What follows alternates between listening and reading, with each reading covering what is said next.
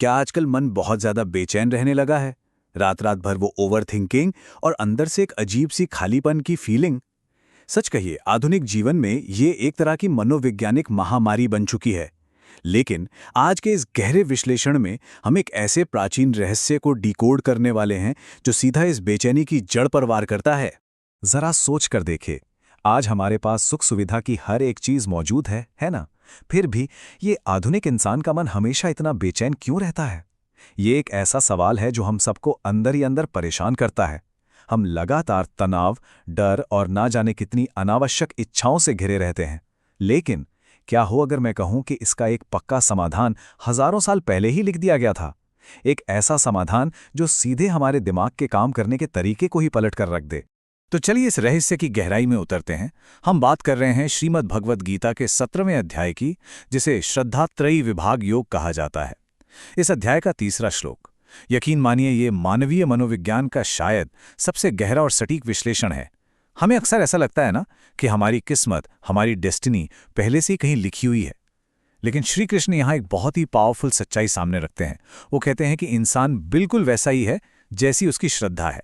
मतलब किस्मत बाहर की परिस्थितियों से नहीं, बल्कि पूरी तरह से हमारे आंतरिक माइंडसेट से डिसाइड होती है। अब यहाँ इस शब्द को समझना बहुत जरूरी है। श्रद्धा शब्द सुनते ही अक्सर लोग इसे सीधे तौर पर सिर्फ पूजा पाठ या किसी धार्मिक विश्वास से जोड़ लेते हैं। लेकिन अगर हम प्राचीन ज्ञान और आज के आधुनिक मनोविज्ञान को जोड़कर देखें, तो श्रद्धा का असली मतलब है हमारा डीप कन्विक्शन या हमारा साइकोलॉजिकल माइंडसेट। हम खुद पर, अपने काम पर और इस पूरी दुनिया पर अंदर से क्या गहरा विश्वास रखते हैं, असल में वही हमारी श्रद्धा है। और ये बात बहुत ही स्पष्ट रूप से दिखाती है कि हमारा पूरा का पूरा मनोविज्ञान, हमारी साइकोलॉजी मुख्य रूप से 3 अलग अलग हिस्सों में बटी हुई है: सात्विक, राजसिक और तामसिक। इस दुनिया में कोई भी इंसान जो कुछ भी हासिल करता है या जो कुछ भी खोता है, वो सिर्फ और सिर्फ इस बात पर निर्भर करता है कि उसका माइंडसेट इन 3 रास्तों में से किस पर चल रहा है। तो चलिए इन्हें एक एक करके थोड़ा गहराई से समझते हैं। सबसे पहले बात करते हैं सबसे निचले स्तर के माइंडसेट की, यानी तामसिक श्रद्धा। ये वो रास्ता है जो बहुत तेजी से सीधे विनाश की तरफ ले जाता है। ये माइंडसेट पूरी तरह से गहरी अज्ञानता और विनाशकारी प्रवृत्तियों की नींव पर टिका होता है।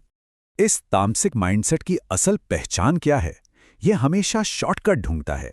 बिना कुछ सोचे समझे सिर्फ एक इंपल्स में आकर तुरंत रिएक्ट कर देना इसकी फितरत है। इस माइंडसेट वाले लोग अक्सर अजीब सी जिद और बदले की भावना से भरे रहते हैं। उन्हें इस बात की कोई परवाह नहीं होती कि उनके एक्शंस का आगे चलकर क्या परिणाम होगा, और यही अंधापन अंततः उनके खुद के और दूसरों के जीवन में भारी अराजकता और विनाश का कारण बन जाता है। इसे एक उदाहरण से समझते हैं। रामायण में शूर्पणखा इसका एक बहुत ही शक्तिशाली और सटीक उदाहरण है। उसकी श्रद्धा सिर्फ अपनी इच्छाओं की अंधी पूर्ति और अपने भाई रावण की ताकत पर थी। जब भगवान राम ने उसे जीवन का सत्य बताया और मना किया, तो बजाय उस सच्चाई को स्वीकार करने के उसने बदले और धोखे का एक भयानक रास्ता चुन लिया। ये एक परफेक्ट उदाहरण है कि कैसे बिना सोचे समझे उठाया गया अंधा कदम पूर्ण विनाश लेकर आता है। चलिए अब थोड़ा आगे बढ़ते हैं और उस माइंडसेट की बात करते हैं जो आज की इस तेज तर्रार दुनिया की शायद सबसे बड़ी बीमारी है, हसल कल्चर और एंग्जाइटी से भरा हुआ। ये है राजसिक माइंडसेट, यानी तुलना का एक ऐसा खतरनाक जाल जिससे बाहर निकलना सच में बहुत मुश्किल है।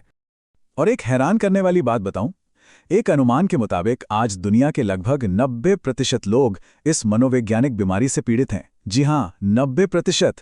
ये और कुछ नहीं, बस दूसरों से लगातार अपनी तुलना करते रहने की एक अंतहीन चिंता है। ये राजसिक माइंडसेट हमेशा अहंकार, जहरीली महत्वाकांक्षा और एक अंतहीन मुकाबले से भरा होता है। इसके अंदर लगातार एक ही दर्दनाक सवाल गूंजता रहता है, उसके पास मुझसे ज्यादा क्यों है? बस यही एक सवाल इंसान को एक ऐसी अंधी दौड़ में ढकेल देता है जो कभी खत्म ही नहीं होती, और ये दौड़ इंसान को अंदर से पूरी तरह थकाकर खोखला कर देती है।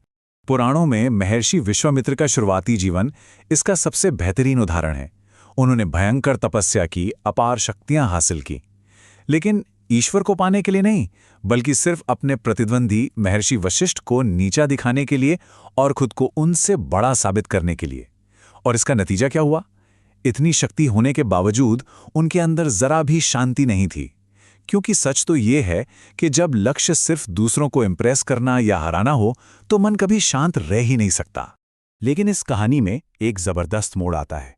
एक रात जब विश्वामित्र वशिष्ठ जी को मारने के भयंकर इरादे से छिपे हुए थे, उन्होंने कुछ ऐसा सुना जिसने सब बदल दिया। उन्होंने सुना कि वशिष्ठ जी बिना किसी जलन या ईर्ष्या के खुद विश्वामित्र की महानता की तारीफ कर रहे थे, एक एकदम शुद्ध अहंकार रहित प्रशंसा। बस ये सुनते ही विश्वामित्र का सारा अहंकार टूटकर बिखर गया। उनके अंदर की वो राजसिक श्रद्धा पूरी तरह से सात्विक श्रद्धा में बदल गई। और यही कहानी हमें ले जाती है हमारे तीसरे और अंतिम माइंडसेट की ओर, सात्विक माइंडसेट। अगर मानव मनोविज्ञान की कोई सबसे बड़ी सुपर पावर है तो वो यही है, एक ऐसा मानसिक स्तर जहां मन पूरी तरह से शांत, स्थिर और पूरी तरह फोकस होता है। सात्विक श्रद्धा एक ऐसा माइंडसेट है जो पूरी तरह से सच्चाई, शुद्ध इरादे और एकदम अडिग धैर्य पर टिका होता है। इसे आप एक बहुत ही शांत आत्मविश्वास कह सकते हैं।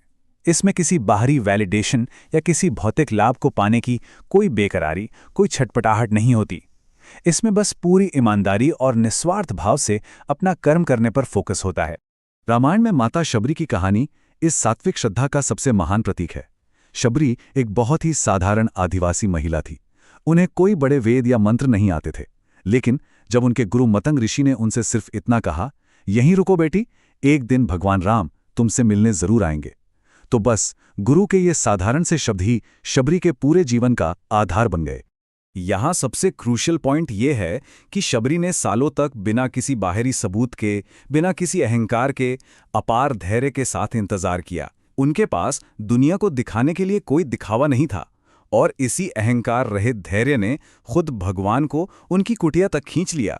ये इस बात का सबसे बड़ा प्रमाण है कि जब इरादे पूरी तरह शुद्ध होते हैं तो वो सफलता को एक चुम्बक की तरह अपनी ओर खींच ही लेते हैं। तो चलिए अब एक बहुत ही महत्वपूर्ण और प्रैक्टिकल सवाल की तरफ बढ़ते हैं। अगर रोजमर्रा की इस भागदौड़ में हमारा माइंडसेट राजसिक या तामसिक हो गया है, तो इस आंतरिक स्वभाव को सात्विक में बदला कैसे जाए? इसके लिए कुछ बेहद आसान लेकिन बहुत ही असरदार कदम है। प्राचीन शास्त्रों की एक बहुत ही गहरी और एकदम व्यवहारिक सच्चाई है, जैसा अन्न वैसा मन। यानी जो हम अपने शरीर के अंदर डालते हैं, जो हमारी आदतें हैं, वो सीधे तौर पर हमारी मनोवैज्ञानिक स्थिति को रीवायर करती हैं। माइंडसेट सिर्फ हवाई विचारों से नहीं बनता, बल्कि हमारी रोज की छोटी छोटी आदतों और हमारे कंजम्पशन से बनता है। इससे हम एक स्पष्ट मनोवैज्ञानिक अंतर से समझ सकते हैं। एक तरफ राजसिक और तामसिक आदतें हैं, बहुत ज्यादा मसालेदार जंक फूड या बासी खाना खाना और टॉक्सिक माहौल में रहना। ये सब अंदर केवल बेचैनी, चिड़चिड़ापन और आलस पैदा करते हैं। वहीं दूसरी तरफ ताज़ा, शुद्ध सात्विक भोजन और सकारात्मक लोगों की संगति प्राकृतिक रूप से मन को शांत करते हैं और हमारी सोच के स्तर को ऊपर उठाते हैं। अब यहाँ एक पल के लिए रुकते हैं। खुद से एक बहुत ही गहरा सवाल पूछिए, हमें तुलना की इस अंधी दौड़ में आखिर किसने धकेल दिया? क्या हम खुद ही अपनी इन खराब आदतों और इस राजसिक माइंडसेट के शिकार नहीं हो रहे हैं? ये सोचना बहुत जरूरी है। भगवद गीता के इस पूरे अध्याय का सार सिर्फ इसी एक बात में छिपा है, यो यत् श्रद्धा स एव सः।